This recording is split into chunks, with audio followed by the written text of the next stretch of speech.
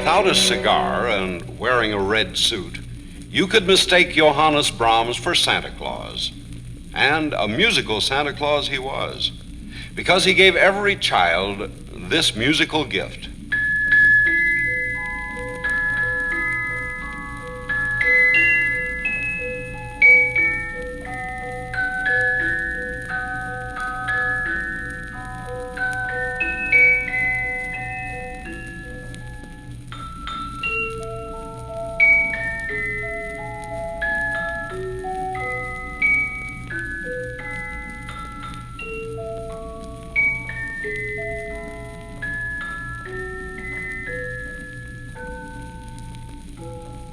He had musical gifts for the grown-ups, too.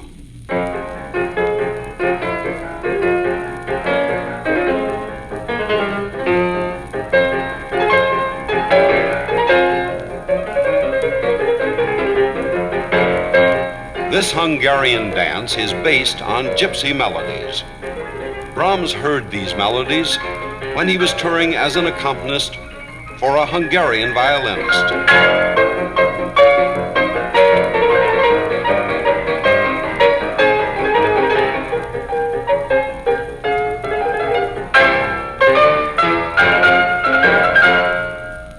Brahms and Chopin wrote many short pieces for the piano.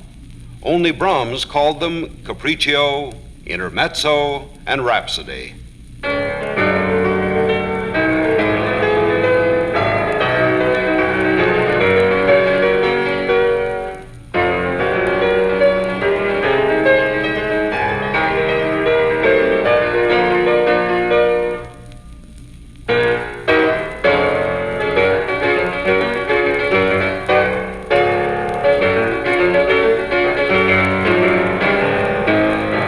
Brahms was very much like Beethoven.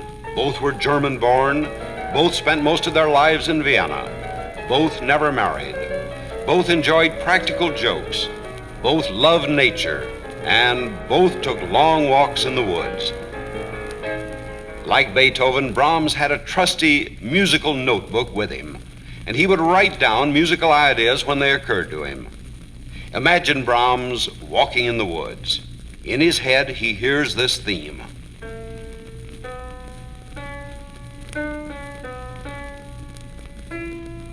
He takes out his notebook and writes it down. He goes home, sits down, and works on it. The result is Brahms' Piano Concerto No. 2 in B-flat major.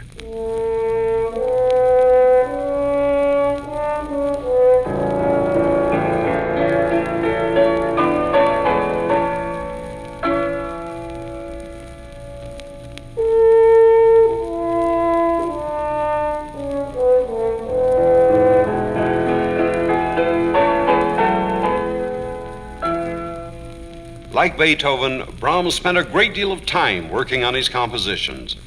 In this way, he was the opposite of Mozart. It took Mozart 6 weeks to write 3 symphonies. It took Brahms 10 years to complete his first symphony.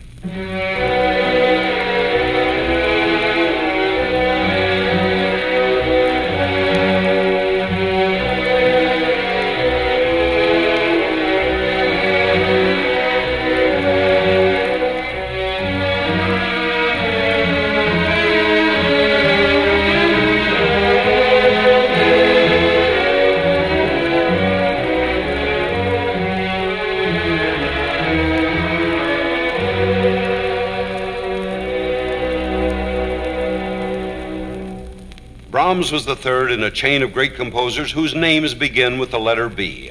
We call them the 3 Bs. The first was Bach, the second was Beethoven, and the third was Brahms.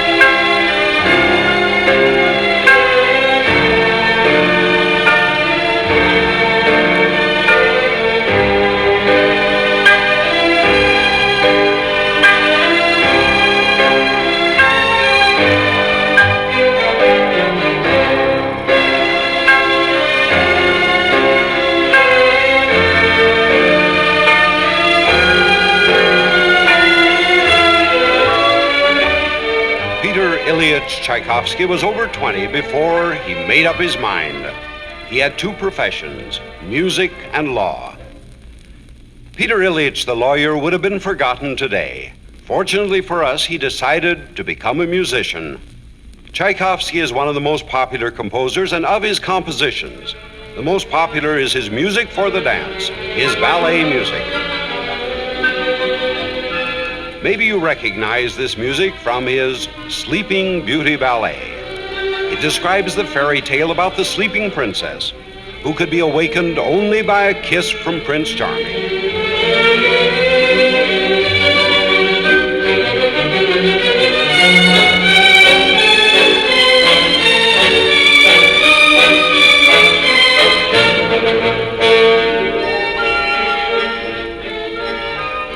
Tchaikovsky's idol was Mozart, because Peter Ilyich loved beautiful melodies, and Mozart was a master of melody.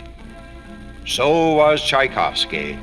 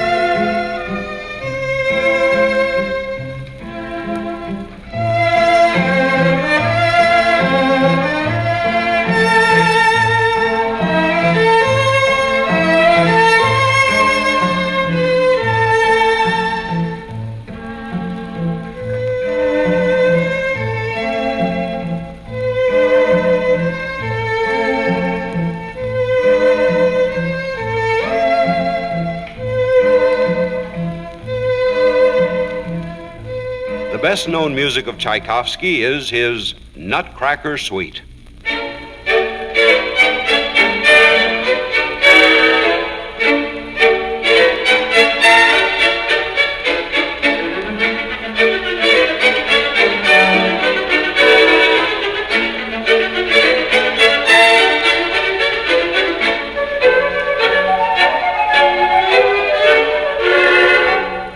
This story is about a little girl who receives a nutcracker as a Christmas present. In her dreams, she finds the nutcracker has become the leader of the gingerbread men who are fighting the king of the mice and his followers. With her help, the gingerbread men win the fight. The nutcracker becomes a handsome prince. Together they fly away to the land of the Sugar Plum Fairy. In the dance of the Sugar Plum Fairy, Tchaikovsky introduces us to a new instrument, the celesta. The celesta is a small piano with metal plates in place of strings.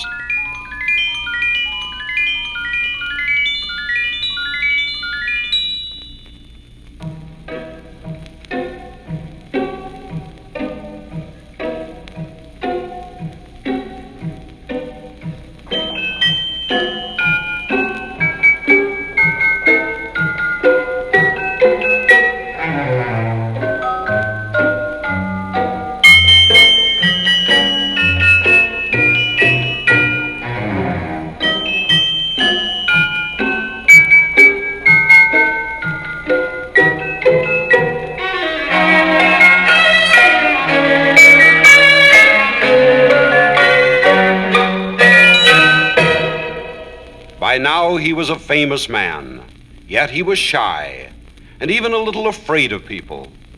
It took him many years before he got enough courage to conduct an orchestra. One day he tried.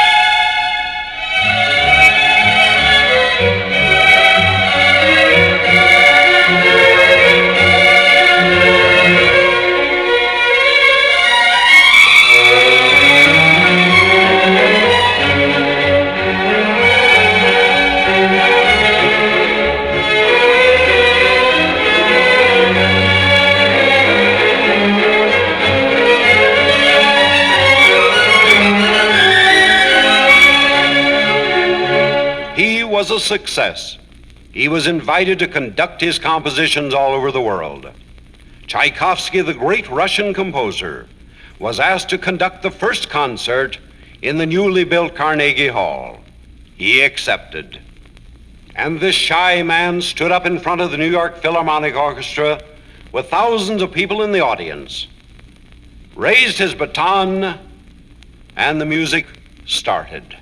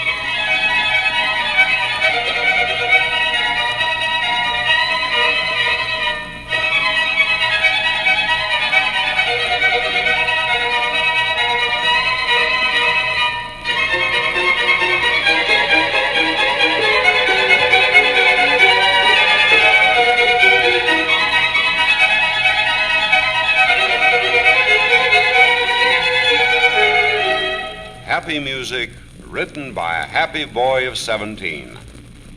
Life was pleasant for young Felix Mendelssohn.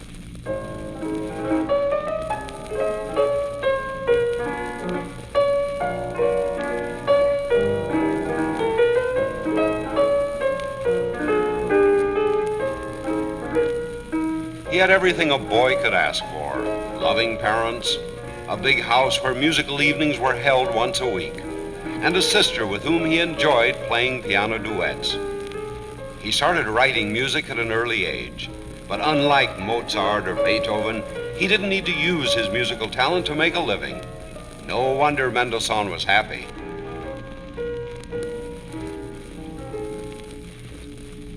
Mendelssohn decided to concentrate on conducting and composing rather than performing on the piano. He traveled all over Europe conducting, and while on tour he composed. He wrote one violin concerto, just one, yet it is one of the most perfect of all violin concertos ever written, and all the great violinists of today play it.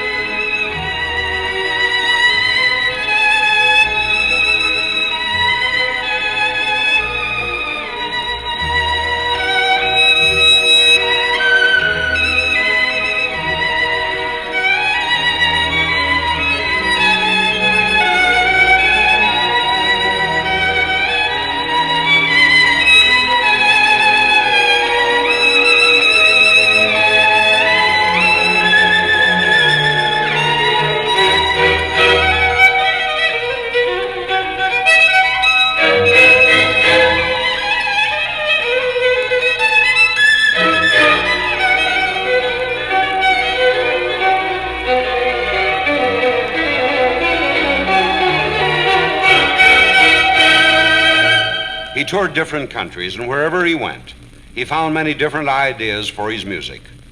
While in Scotland, he was impressed by the beauty of that country, and it inspired him to write his famous Scottish Symphony.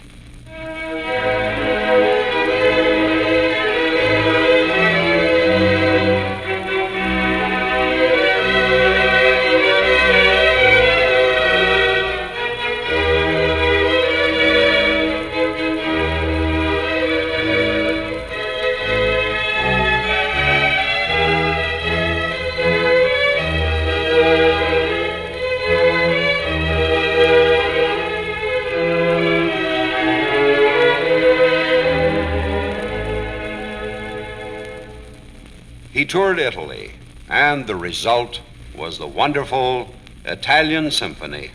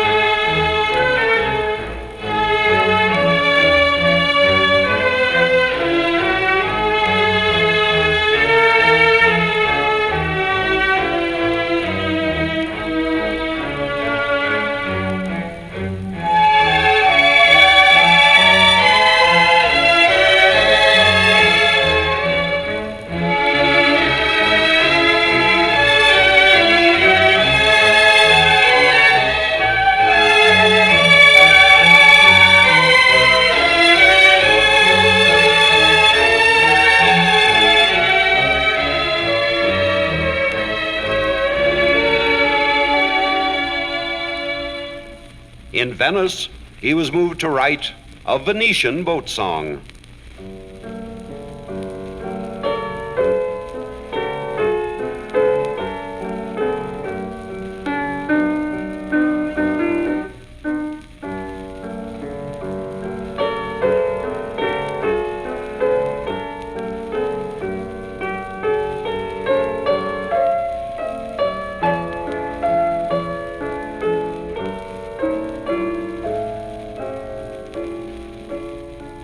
Mendelssohn was one of the first modern conductors, and as a conductor, he made the music of Chopin, Schubert, Beethoven, and many other composers better known. But his greatest contribution was the revival of Bach's music. We owe Mendelssohn for his helping hand to all these composers, but we know him best for his own music.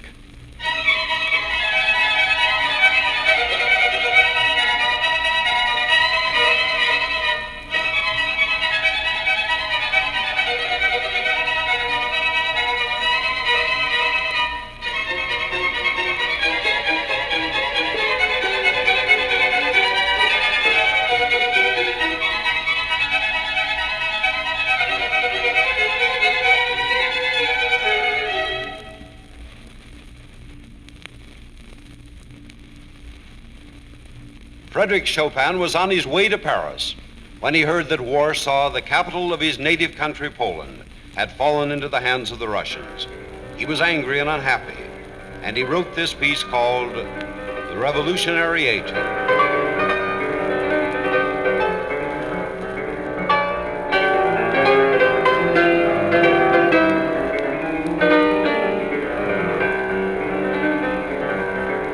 Chopin was a child prodigy and started composing at a young age. He loved watching the Polish peasants dance and sing. These dances and songs influenced his writing. He used the Polish court dance, the Polonaise.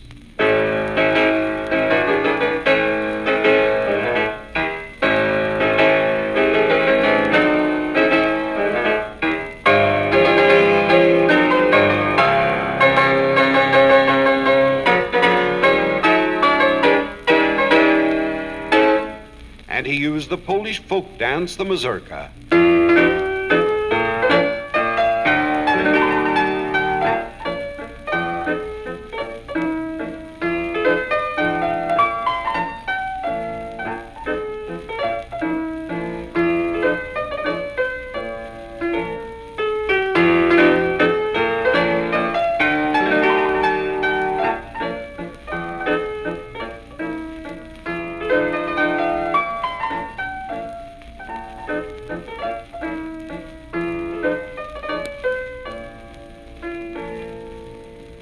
After the fall of Warsaw, Chopin arrived in Paris.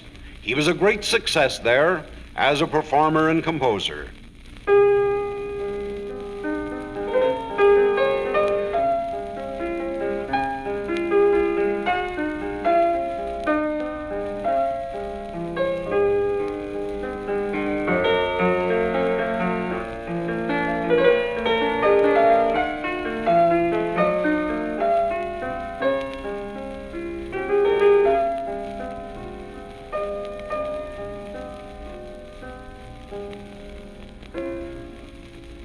His most popular pieces were his waltzes, dances in three-quarter time.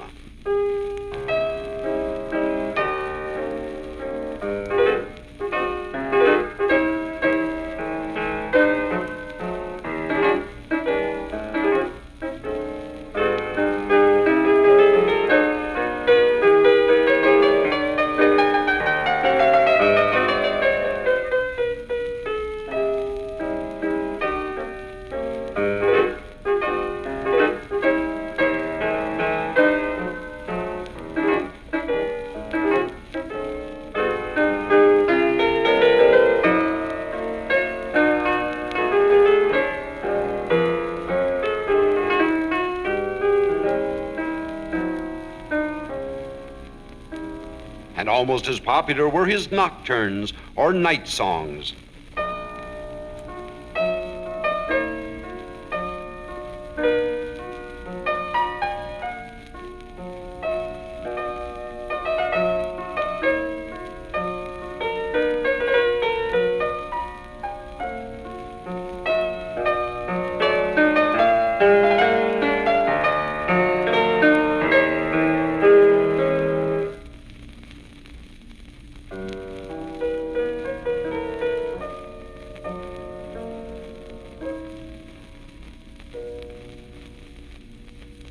Chopin loved to teach. He gave 5 lessons every morning. In order to help his students and improve his own playing, he wrote special studies for the piano, which are called etudes.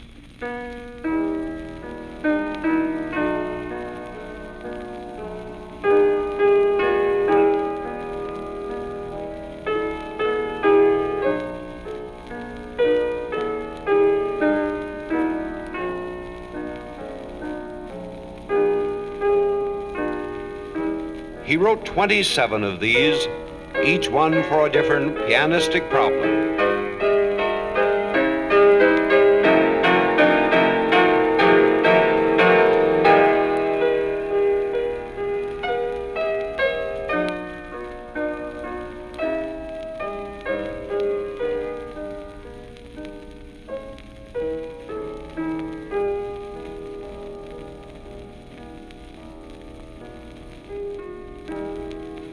Chopin was not a well man, and he died without ever returning to Poland, the country he loved so much.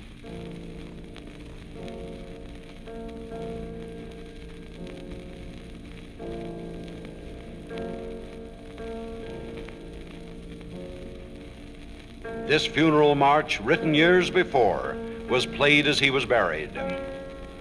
Chopin's body lies in Paris, France, but his heart returned home to Poland.